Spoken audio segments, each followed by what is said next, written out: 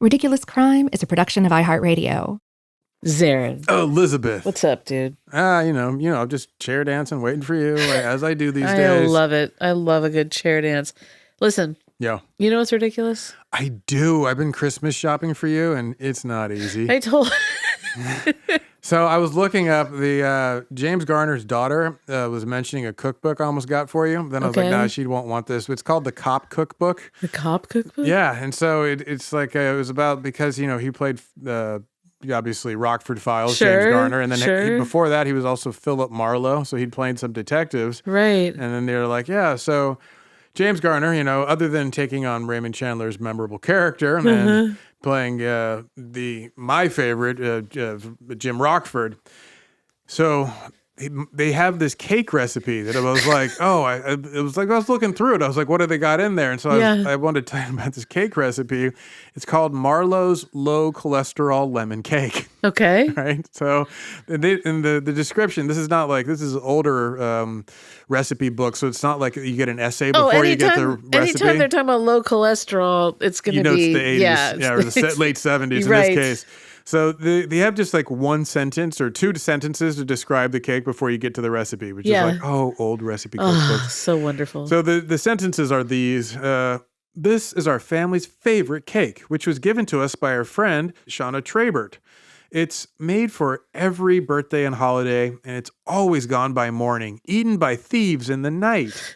So my favorite part, though, this is where you get the low cholesterol. The first ingredient is non-stick cooking spray. Okay. The second ingredient is all-purpose flour. The third ingredient is 1 package of white cake mix. Wait. Yes. I was like, and then it's like you get some vegetable oil, some water, some egg whites, some vanilla extract, and then 3-ounce package of sugar-free lemon gelatin. Stop. So I was like, how is this a recipe? That is so Southern to use. Use a cake mix box. I used to try and collect all these, church cookbooks. Because they would have stuff like this, like Grandma's something cake. Grandma's you favorite. You get one box of chocolate cake. I'm like, no. But my all-time favorite is there was one recipe in a church cookbook that I got when I lived down in the South that was for Snicker biscuits. Okay, that sounds good. And the ingredients, you get 1 can of Pillsbury biscuits, like the kind where you have to pop it open. Violently pop it open. So you get those biscuits, and then you get little bite-sized Snickers that individually wrapped is the other ingredient, and you shove it into the biscuit. Into each biscuit. Yeah, and then wrap the biscuit around it and bake it. That's the recipe. That's the recipe. This is like I came up with a recipe. Snicker biscuits. These are my favorite stoner Snicker biscuits. Here's what you need to do. Meemaws. It's just 2 ingredients, so you can't even forget it. Right? That's amazing. It was the greatest thing, Snicker biscuits. And Grandma. Oh, yeah. So any of these family recipes that call for box cake are amazing. And you know what they are? Ridiculous. You know it. Do you want to know what else is ridiculous? Please. Stealing for stealing's sake. Ooh, fun.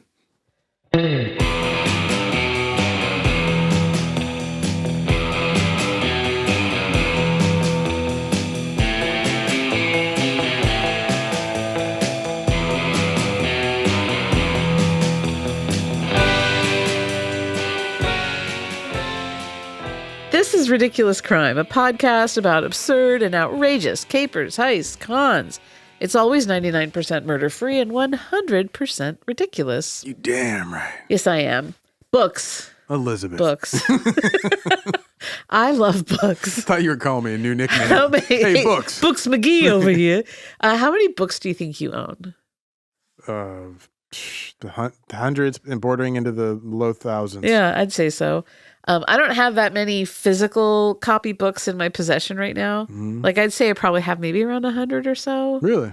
Yeah. That's okay. Most of mine are stored at my mom's house. How many do you have there? Well, her collection is in the thousands. Yeah, she's got a proper so library. I'd probably go up to 1,500, something like that. She has a full library in the house. She means business. I think it's safe to say that she reads 4 books a month. That's good. Yeah. Anyway, I have a ton of books on my Kindle. Oh, okay. I checked earlier today. I can't read off those things. 973. Damn. In my library. But I've recently moved over to Audible. Okay. So, because I have to wear glasses now, both distance and reading. and I'm miserable. So I like to visually raw dog the world. Okay. So I don't usually wear my glasses at all. And the only time I always wear them is when I'm driving. Huh. Well, that's at least responsible of you. Yeah. Thank you Or for if doing I that. have to read more than like a paragraph, So you'll put them on? I snap on the specs because Yeah. I'm so old. Anyway, I don't like to do that. So I started listening to books. Wait a minute. That's why? Yeah. I only have 84 books in my Audible library right now. Dude, I can't read books off of Kindles and I cannot listen to books on Audible because I won't remember what I hear. I have to like read them so I can create the it pictures is a myself. problem. It is and a I problem. can't read where I'm not flipping pages. For some reason, I really need the tactile feel. Okay. I liked I resisted the Kindle. Yeah. Went to it, actually really liked it. And then I'm trying to get into Audible. Yeah. But anyway. How's it working for you? I love it. But So I do far. miss reading, like actually looking at I should probably put my glasses on. Do you remember the stories with the same vivid? No. That was quick. But then again, I also don't remember the stories that I read on hard copy. Oh, really? I don't You just remember, don't remember anything anymore? No, I remember that's nothing. helpful. Who are you? Yes. So what's my point? My point is that we love books. We both love books. We've both written books. That's true. Yep. Books. I told you stories about book criminals before. You have. I have. The book dick. I'm going to do it again today, son. Oh, yeah. So I have a book thief, but he's unusual. How so? I actually don't think there's a typical book thief. I was wondering about that. You know. They're a weird lot, but this guy is even outside of that to some extent. Okay. He's kind of like our man, John Gilkey, who was pursued by Biblio Dick Ken Sanders. Yeah. This guy, he wasn't into the thefts as a means of enriching his bank account. Okay. So he wasn't going for high dollar books. No, he didn't do it for the money. Was he looking for delicious books? Like, is he like eating them? No, he did it for the love of books. Ah. No yum yum, give me Love some. of the game. But he didn't do it in the way that Gilkey did it. How- Because remember, like Gilkey wanted rarities, first editions, and he wanted to build like this impressive library. Yeah. So it's something that someone important would have, like someone accomplished. The guy I'm going to tell you about today, he also stole books, but he didn't do it to sell them and make money. It was for the love of the books, but also for what they meant. And in his case, it wasn't the glamour or the power of a fine library. It was the symbol of access. How so? I'm curious. Zaron, close your eyes. You messing with me? No, I'm not messing with you. You really are. Close them. I want you to picture it. My eyes are closed. Don't yell at me.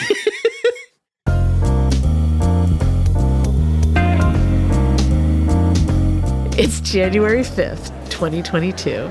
You are a customs agent at John F. Kennedy International Airport in New York City.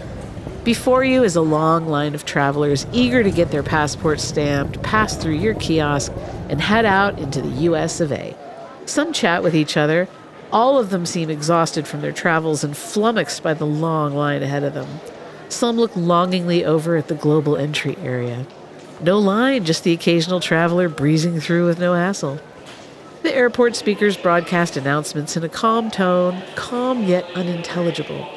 A baby cries at the far end of the line and then is silenced with gentle whispers from his mother. You look at the line in front of you.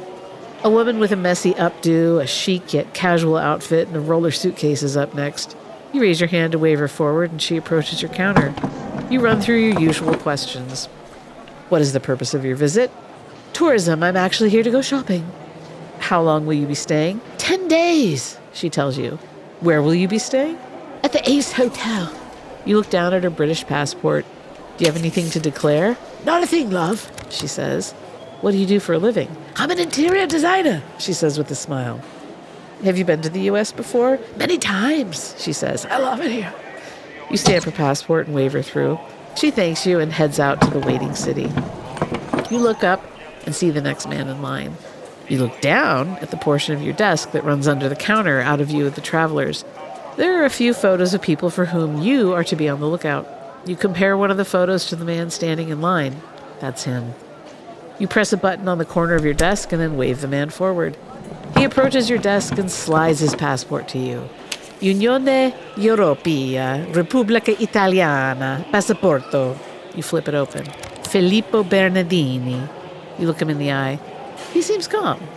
You clear your throat, and you're about to ask him the purpose of his visit when he is suddenly flanked by FBI agents. They quietly tell him to take his passport, come with them. So, wait, Zaron. Yeah. That's the climax of the story. Okay. I gave it away. Yes, I was wondering. I let you know the story before everyone else got a chance. Yeah. Actually, I was using a literary technique. What is that? I have a degree in this, Zaron, so Yes. don't mess with me. I know what I'm doing. Let's go back to the beginning. Oh, I'm already gripped. So, Filippo Bernardini. Yes, Philip. He, Man, Phil. Hey, Phil. Phil. I would love to call Filippo Phil. Phil, come over here. He grew up in Italy. Mm-hmm. Surprise. He was a lonely child. He was shy, withdrawn. Books were a refuge for him. So they gave him companionship, structure, meaning, and reading. Friends. Friends. Reading wasn't just a hobby. Yeah. It was how he learned to feel connected to something larger than himself. Oh, I thought it was going to be like, the cigar rollers in Cuba where he gets paid to read stories. Like maybe he had like a side blind gig. grandfather who's like, I give him a couple quarters. He reads me a book. Yeah, It's like his job as a child. For the Gomorrah. Yeah, for the creative mafia. I like that. I mean, I get it. I was a child bookworm because books were often far more interesting than my peers. Oh, I read. Yeah. Yeah. As a kid, I earned a lot of pizza in the reading contest. Exactly. Slayed. So this attachment to books shaped his ambitions. So he pursued education and work that would like put him near literature, not as a writer or creator, just someone like in proximity to it all. In the reflected glory, he wanted access. He wanted to be part of the world that books came from before they reached the public. So on LinkedIn, he said he had a, quote, obsession for the written word and languages. And according to his profile on there, he got his bachelor's in Chinese language from the University in Milan.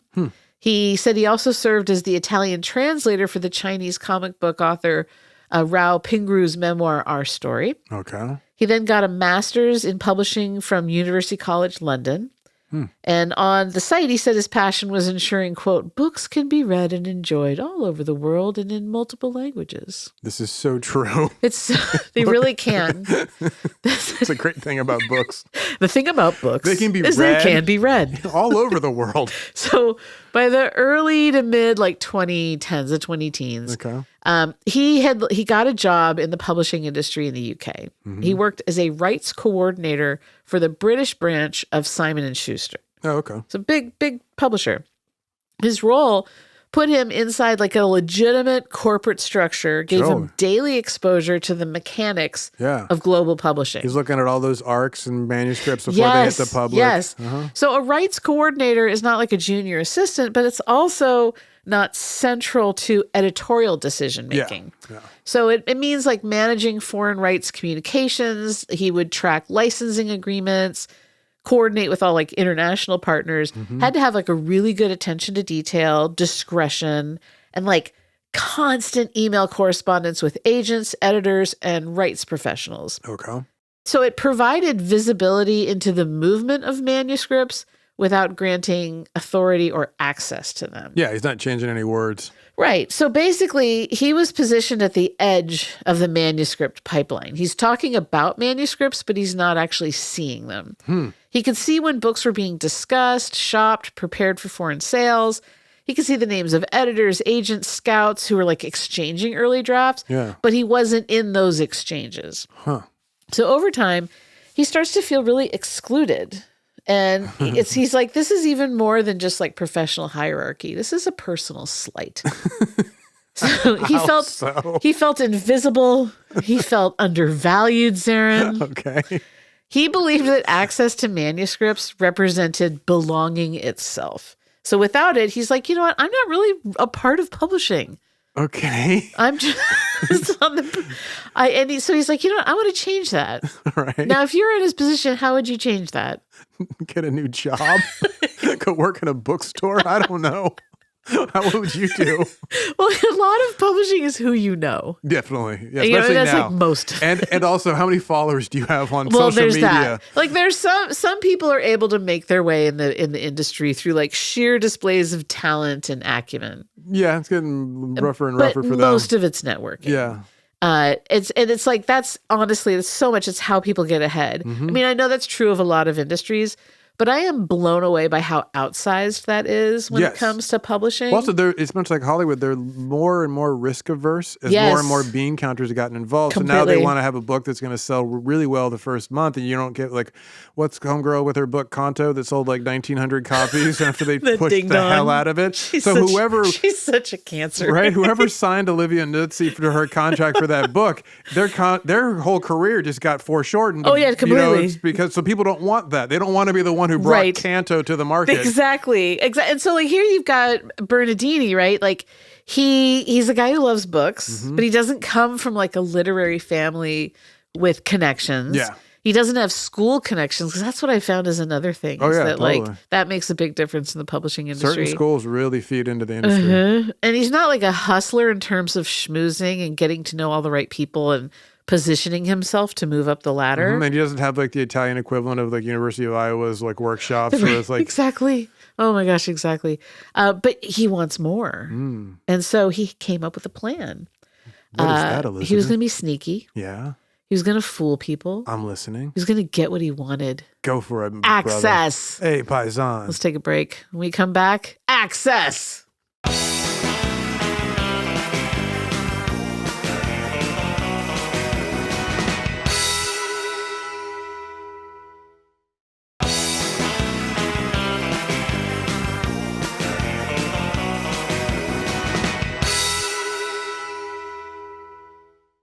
Zaron. Elizabeth. Zaron. Yes. Filippo Bernardini. Hey, Phil. Oh, great name, by the Totally, way. it is. Phil Bernardini. Phil Berry. Phil Oh, Bernies. Phil Burney. Yeah. Phil Burns.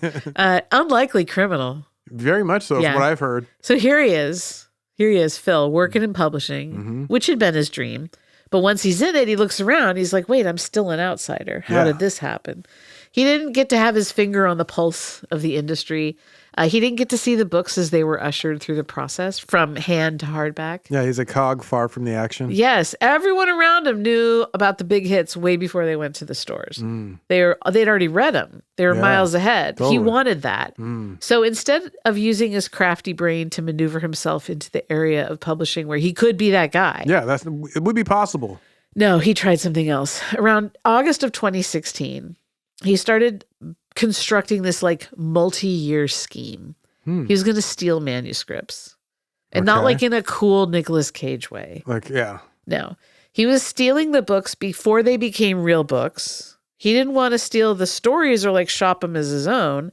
He wasn't going to sell them. He just wanted to get his hands on the currency of his dream industry. He just wanted to feel the books. Not even feel the digital Oh, really? manuscript. The files. He's not even getting like, he's got the scent of new paper. So basically, he came up with like a multi-layered cyber impersonation campaign. Man, Phil. He built it to exploit weaknesses in the publishing world's very informal practices. Okay. So the publishing industry relies really heavily on email communication, as I we imagine, know, yeah. between authors, agents, editors, and scouts.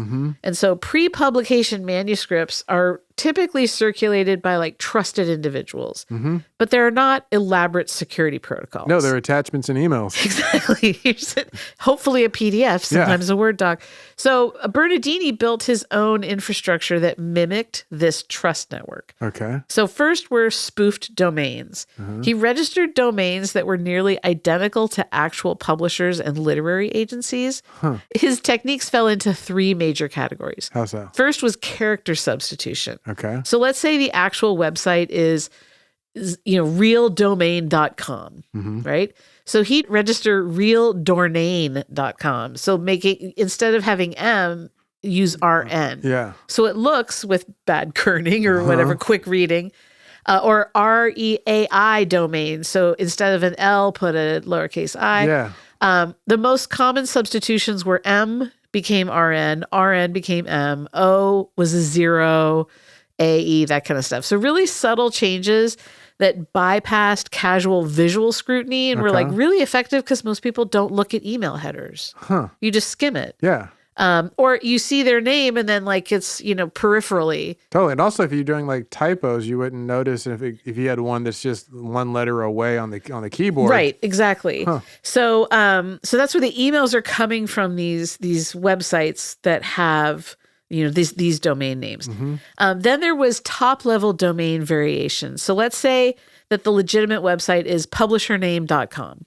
The spoof is publishername.co or org or US. Okay. Sometimes he would add or remove a country code to like mimic multinational imprints. And then the third thing was hyphenation. So let's say that you had a literary agency, the Burnett Agency. Okay. And your website is burnettagency.com. Right. Bernardini would register burnett-agency.com or agency-burnett.com. Or like the Burnett Agency. Right. And but putting these hyphens in, and so it would mimic these naming styles used across international publishing. He made fake sites that looked plausible even to industry insiders. Oh, wow. Yeah. So with the fake sites came fake email accounts. He configured email accounts under real employee names. So a lot of the spoofed emails contained copied signatures and formatting that he took from legitimate correspondence. Okay. And then he timed requests to coincide with natural publishing workflows. So right before the Frankfurt or London book fairs. So manuscript exchanges are increasing. Totally. A lot of authors and agents expect manuscripts to be sent around constantly. And so these emails, they don't raise suspicion. Not at all. So who's he targeting, Zaron? And also, who's really good?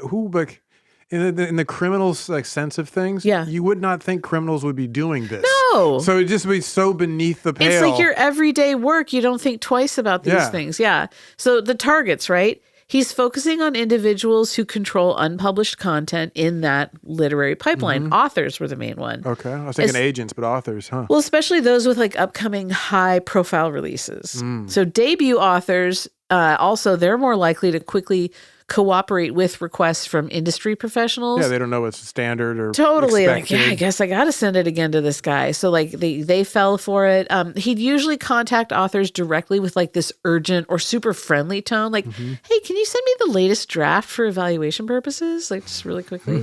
So then we got the agents. Okay. Agents are always sharing manuscripts with scouts and editors. Yeah. So he exploited it by impersonating scouts or editors requesting material from agents. And then they would love to comply. Oh, totally. And they've got such a high volume of email that they get. So they're just yeah, let me just clear this, send it off. Plus, as you're saying, oh, yeah, I want to sell this thing. Yeah. And a lot of agents work with international scouts on a daily basis. And so they're constantly forwarding stuff to maintain deal momentum. Yeah. So then, they were obviously we'd have the editors coming in there. They're exchanging manuscripts with colleagues and with translators, and he impersonated both. So editors were targets because they have access to the earliest version of major works. Okay. And they share drafts widely for acquisitions or foreign rights, and they're really used to getting dozens of manuscript requests during peak publication periods. Yeah. They get overwhelmed. And then lastly, we have the literary scouts. So these are people, they work between agents and publishers to identify promising books. And they maintain these databases of pre-publication intelligence. Okay. So Bernardini's most sophisticated attacks involve scouts because the scouts held confidential project lists. Oh, That's smart. what he wanted an access to. So they're the keepers of the coolness, as far as he's concerned. The literal gatekeepers in some ways. Exactly. They track international deals, translation rights, and he found that their staff tend to reuse similar passwords across company systems. And that's all offices really, but he noticed in particular. So this is the group whose credentials he successfully phished using a fake site. He unlocked access to internal communication archives. So from 2017 to 2019, he expanded his operation. He was really methodical about it.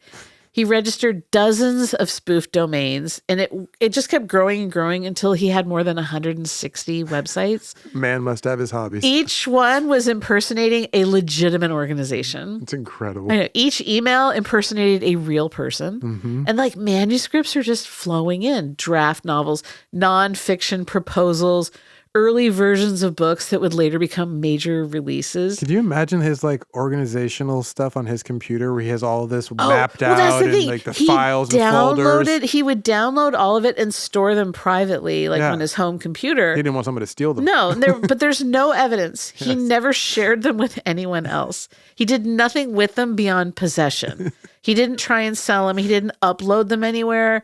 did not try and like exploit the market value. He wasn't trying to pirate them. Yeah. He just wanted to have them. Just wanted he to have stole them them to steal them. first. So who did he target? Yeah, who are the writers he liked? I assume it's not like, what do you call it, grocery store authors like Scott Turow or something. So like the government hasn't released like a full list of victims, but there are some that we do know that he got. So Margaret Atwood. Really? She publicly confirmed that a manuscript of hers had been stolen by him. Huh. It was the draft for The Testaments, which is the sequel to The Handmaid's Tale. Okay. And at the time, it's, obviously unpublished.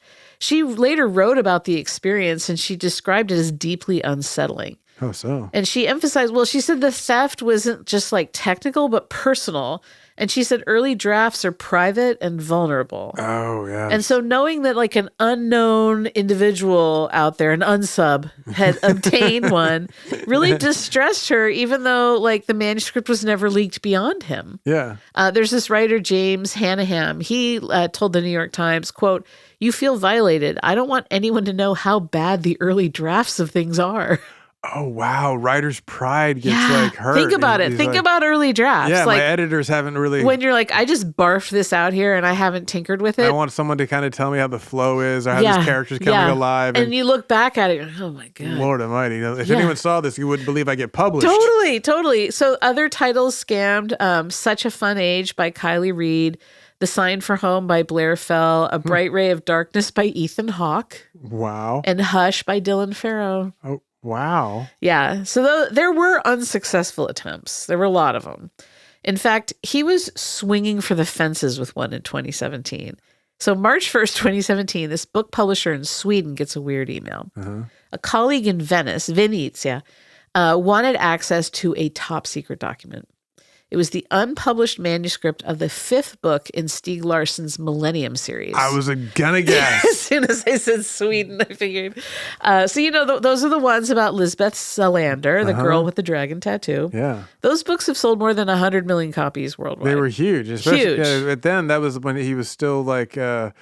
people were going, is there going to be another book No, this is because it's the 5th, right? So Stieg Larsson, he passed away after the first 3, right? Yeah, Four, and at this 4? point, and then there's this other Swedish author, David Lagercrantz. Right, yeah. He continued the series. But he had notes and everything for it, right? Right. The guy he took, Right. So everyone was wondering. So the 5th book, The Man Who Chased His Shadow, was going to expected to be a blockbuster. It was going to be huge. And everyone was trying to keep a lid on it.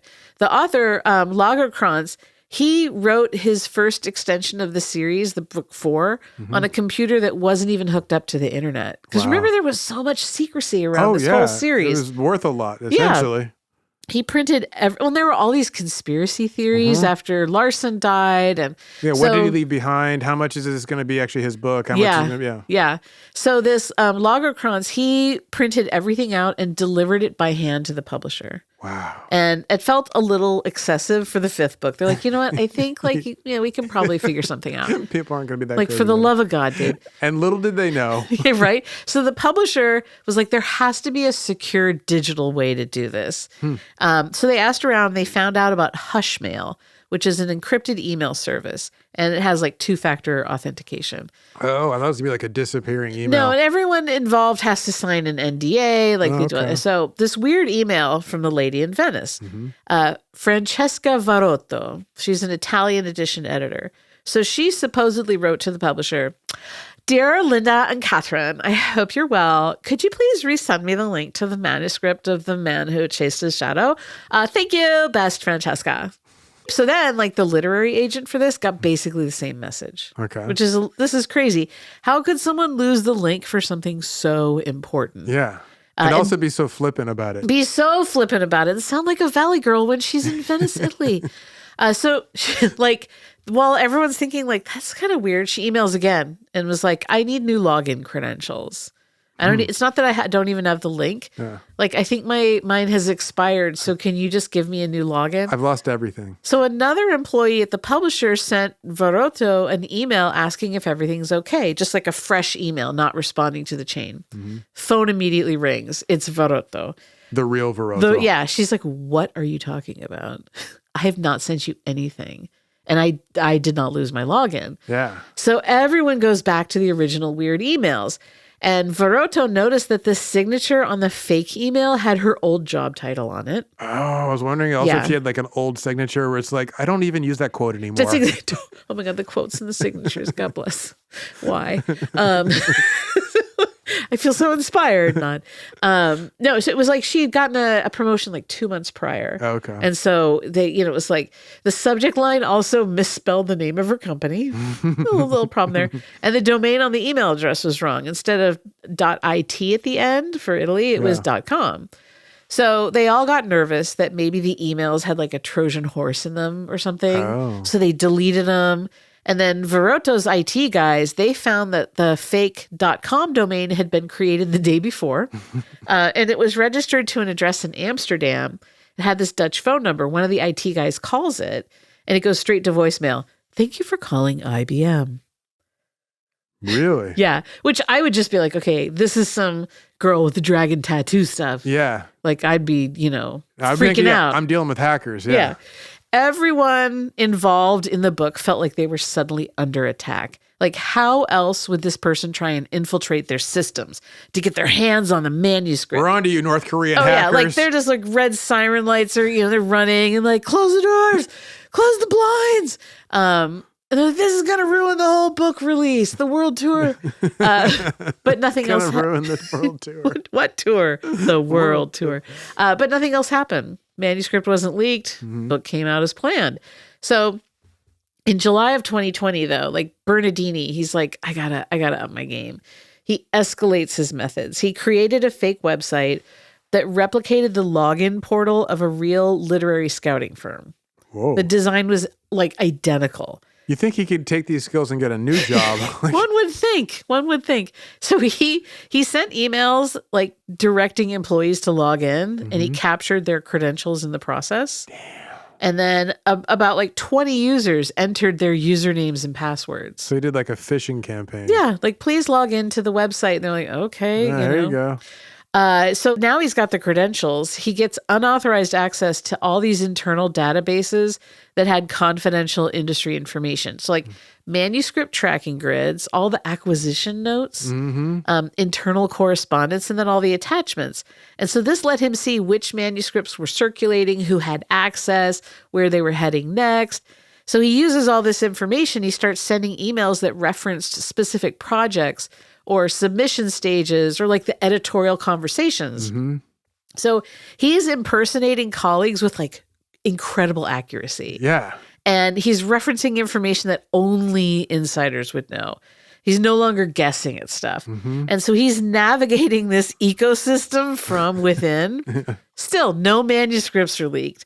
And so this phase like accounts for a large portion of the stolen manuscripts. This is when he's like threw the net out into the fish-rich waters. Totally, casting a wide net at this point, and a very specific one too. And prosecutors later estimated the number that he pinched at more than 1,000. Damn, son. It's a lot of books, my dude.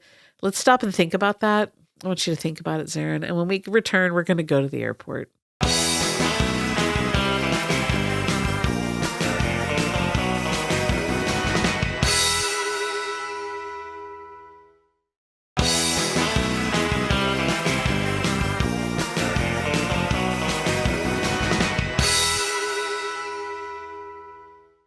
Zaron. Oh, Elizabeth. Zavin, are you reading a book right now? Yes. Is it so good? That's what I was flipping through a book. You can see here in my hands the book I'm reading. Is that Daniel Steele? That's cute. So we've got Filippo Bernardini. I'm really putting the heat on that one. That was good. I like that. He's putting a lot of English on that Italian name. Phil Bernos. He's a book nerd extraordinaire. Heavy on the extraordinaire. This is a guy who wants to know all the spoilers. Apparently. Right? He's doing so much work for such a little payoff. Yes. I hope it was giving him the feeling he wanted. I think so. By 2020, there were like subtle signs of the fraud that's surfacing. Like some authors and agents started to notice the unusual email variations and like messages that, came from familiar people, but like slightly altered addresses. And like sometimes they they'd get the same request twice from like nearly identical senders. So, or like maybe they're dealing with that editor in some other recent exchange. Yeah, and then all of a sudden it's like, wait, we just talked. Yeah. So in late 2020, Publishers Marketplace announced that Little Brown would be publishing a novel called Reentry. And it was written by James Hanahan, who I quoted earlier. It was about a transgender woman paroled from a men's prison. Okay. And the editor for the book was announced as Ben George. So 2 days after this announcement comes out in Publishers Marketplace, Hanahan gets an email from the editor, Ben George. The editor is asking for the latest draft of the manuscript.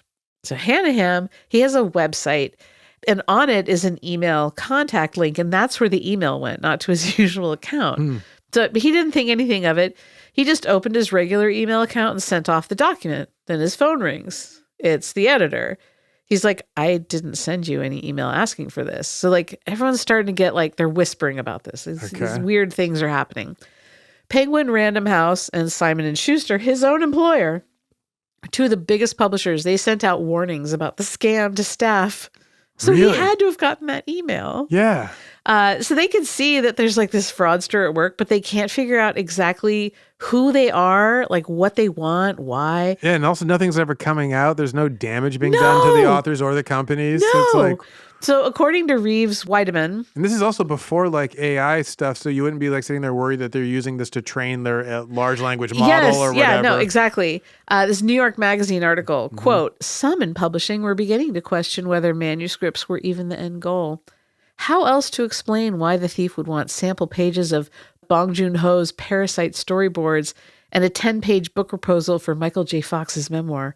After a rights manager in Germany got hit, she speculated that a security company was stress testing publishers in the hopes of later selling them protective software. That's an interesting theory. Yeah. Several friends I spoke to who considered themselves the good kind of hackers said this sounded like a cyber gang's training program. The stakes were low. The targets weren't especially tech savvy, and there was a deliverable target, the manuscript, that a new recruit could bring home before moving on to stealing login credentials from employees at a nuclear reactor. In the wake of North Korea's alleged leaking of emails from Sony Pictures, could this be another attempt to destabilize Western culture? Dramatic, perhaps, but then again, I had found nearly 200 companies in more than 30 countries that the thief had impersonated, and none of them was Russian. Damn. So it's so widespread. That's a really big like net he's throwing. 200 companies. Yes. 30 countries. So then the story hits the New York Times. In December of 2020, they wrote, quote, whoever the thief is, he or she knows how publishing works and has mapped out the connections between authors and the constellation of agents, publishers, and editors who would have access to their material. This person understands the path a manuscript takes to go from submission to publication, and is at ease with insider lingo like MS instead of manuscript. Well, like, okay, that's not the hardest thing to know. That's not crazy insider. They said MS. Shoo, that's got to be an inside job. So no one understood the scope or the source of the activity. There's no obvious pattern that points to a single perp. It just seemed weird.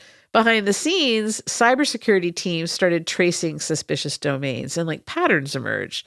Domain registrations were clustered together, the hosting details overlapped, and phishing incidences were linked to the same infrastructure. So the feds come in. They start investigating. And by late 2021, they had a suspect. So Bernardini, he lands at JFK Airport January of 2022. Federal agents arrest him immediately. You were there. I was there. You were getting ready to stamp the passport. The Department of Justice charged him with wire fraud and aggravated identity theft. And then they laid out this like 6-year campaign of impersonation and unauthorized access. So the publishing industry was just stunned. In part because like everyone had their own pet theory and Bernardini fit none of them. Nobody was even close. No one was even remotely close. A lot of folks thought that since they knew detective novels and thrillers, that they would for sure be able to crack the case. They would say it in interviews. Like, we know detective stories. I was going to say, because he's breaking the classic, like, the rule, which is who benefits. He's not benefiting. There's no, and you can't follow the money. Yeah. Exactly. So the majority of those who were tracking the whole thing were positive that the perp was a literary scout. Oh, it makes Like, the most sense. Yeah. And they were sure that whoever this person was, they were in New York. Okay, I think And that's a so, little because he presumptuous, tried but- to like mimic Eastern time zone, apparently. Oh, I Yeah. hadn't thought about that. Yeah. So like a good chunk of those folks actually thought it was like one particular guy who's kind of like a horse's ass. I was about to say, what an insult to Yeah. that dude. Oh yeah. And it would have been great to like be able to finally pin it on him. And everyone was like, thinks it's you. oh man, it was, yeah. He's just like this super jerk. And everyone's like, it's gotta be him, dude. The other thing was that the scale of the operation was unprecedented. Mm-hmm. So like hundreds of people had been impersonated. And like as we said, more than 1,000 manuscripts are taken. Yeah. But we don't have motive. No. It doesn't make any sense. There's no financial gain, like you said. Yeah. No cui bono. No. So during the investigation, authorities found zero evidence that he ever intended to profit from the manuscripts. He admitted to him, I just like to read them in private. No, seriously, sir, what did you do with them? I swear. And he said he felt compelled to get his hands on them because like the access itself was the reward. The idea so that he has interesting. access to all this stuff. That he ahead couldn't of be time. like, kept out. He wasn't an outsider. He was the insider's insider. Yeah. January of 2023, he pleaded guilty to 1 count of wire fraud. Yeah, I was wondering what they're going to charge him with. Yeah, he was also charged with identity theft, but they dropped that as part of the plea agreement. Mm-hmm. He was sentenced in March of 23, and the judge was like, this is a really unique situation. So he gets sentenced to time served, ordered to pay $88,000 in restitution, Okay. placed on supervised release, and then deported. Oh, they Sent didn't back. take away his internet access? I guess not. And he has this like written statement where he expressed remorse. He said that books, which were once his refuge, had become reminders of his wrongdoing. His career in publishing is over. Yeah. Like books are ruined for him. Totally. He has nothing. That's sad. So the judge like noted the seriousness of the crime and like the harm that he caused. That, here these authors had like this fear and this sense of I violation. was just about to say, yeah. That publishing professionals who'd been falsely suspected of wrongdoing. Yeah, good old Steve the jerk who's Steve the jerk is like, come on, guys. And so like trust. what a great way to find out no one likes you. The FBI keeps coming to your office and they're like, are you sure you didn't do it? No, I didn't. We'd like you to submit for yet another test. We have so many people have accused you. And so like trust is damaged all across the industry. Mm-hmm. That, people are now, they don't believe emails that are coming in. Everyone's There's double, that, triple too. checking. Yeah. In the months after the case, all these publishing houses, they started revising their security practices. I was going to say, a bunch of new IT guys are showing up now. Right? He created Cha-ching! a lot of work. So like email verification improved. Mm-hmm. Manuscript sharing became way more controlled. And then there was training in phishing and impersonation like that all these employees had to go through. But the case, it like left behind this deeper unease because he's not an outsider exploiting publishing from afar. Calls coming from inside the house. Yeah. He understood the culture, the rhythms, the vulnerabilities. And so the crime like exposes how dependent the industry had become upon, trust without verification. Yeah, completely. And it forced really uncomfortable questions about access and exclusion and like obsession in creative industries. Also, what about the publishing houses that he didn't imitate? Did they feel like we're on the outs? We didn't even get any books You don't stolen? do anything worthwhile. Yeah, you're like, that's how you find out you're like not a hot agency. Oh, that's so painful. Yeah, and that hurt their feelings, I'm guessing. A lot of bruised egos. And so, like, his actions, they're criminal, they're deliberate. You're at brunch lying about it. Oh, you're like, oh my God, yeah, he tried to hack us like 15 Like, times. totally imitated me like at least 6 times, like just in 1 year. You like that you start spreading these rumors that it was your book was one of the ones. Yeah, it's crazy. I kept telling people, how did this escape? I called Margaret Atwood and I was like, me too, girl. So you have like this, he has this desire to belong, right? And he winds up destroying every connection that he sought. Completely. And his connection to the thing he loves. And there aren't precedents for the cases like this. Yeah, no, I don't know how they would Well, no, because throw like the book at him. intellectual property theft revolves around profit for the most part. Yeah. And like, so his is just about possession, and it's like emotionally driven. Yeah. Uh-huh. So like, even among non-monetary frauds, it's unusual because the scale was so massive. It's more comparable to like massive financial cybercrime. So you can't find any analogs in anything. The sophistication was approaching like state level impersonation. I was going to say, yeah, really, it's much more like the North Korean hackers and the Russian hackers. Yeah. It's that type of move. Yeah. And then he's targeting creative labor rather than the institutions directly. And there's not a lot of laws to protect the feelings of vulnerability of authors. You know, it's like, which are very sensitive. And then we have this like total absence. There's no spectacle. There's no profit. There's no coercion. So in the end, he didn't steal the books to sell them, like I said. He just wanted to feel close. He wanted to feel chosen. Yeah. Part of that world. He wanted to feel on the inside. And he crosses this like legal and ethical line. He can't come back. And so publishing figures out like, you know, the quietest crimes can be the most devastating. Yeah, truly. You know? Zaron, I wonder... Go ahead. What's your ridiculous takeaway is my question. I wonder if anyone, this happens to be my ridiculous takeaway. Oh, perfect. So it works out Good well, timing. the timing, yeah.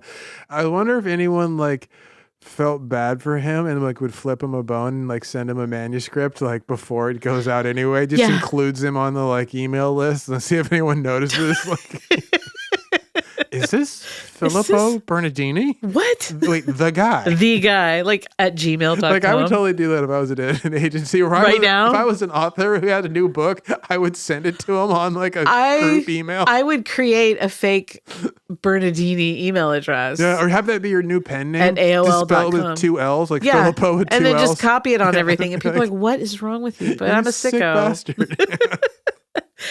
The name of your detective is Phil Bernardini. Like, you want to feel included? Yeah, here you want are. access? Here you go.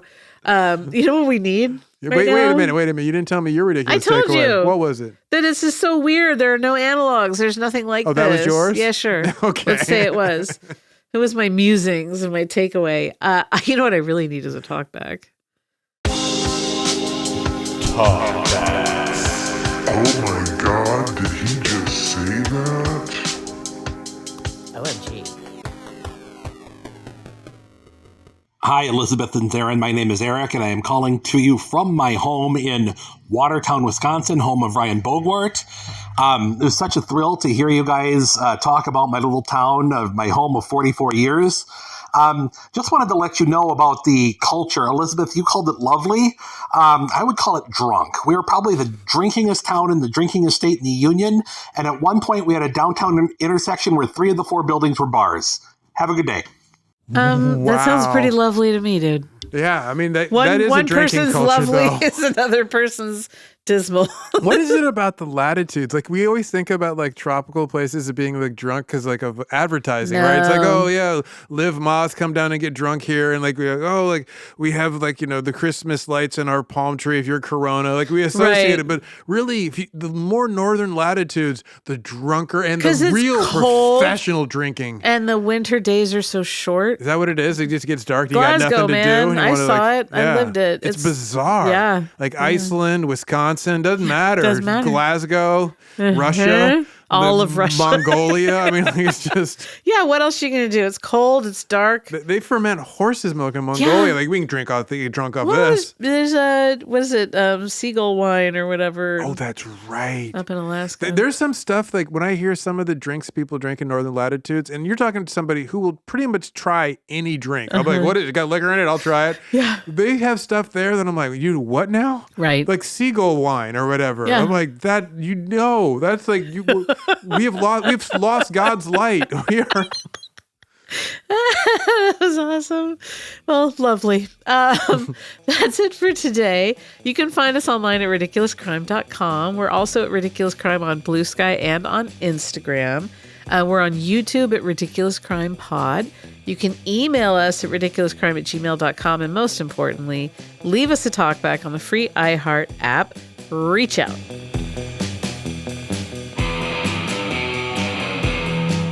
Ridiculous Crime is hosted by Elizabeth Dutton and Zaron Burnett.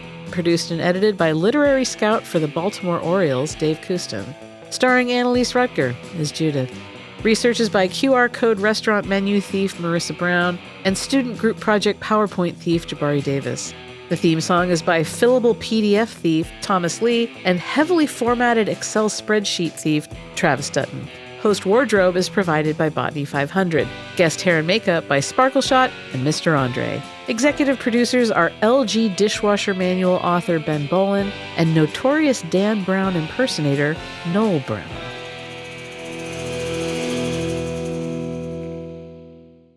Ridiculous crime.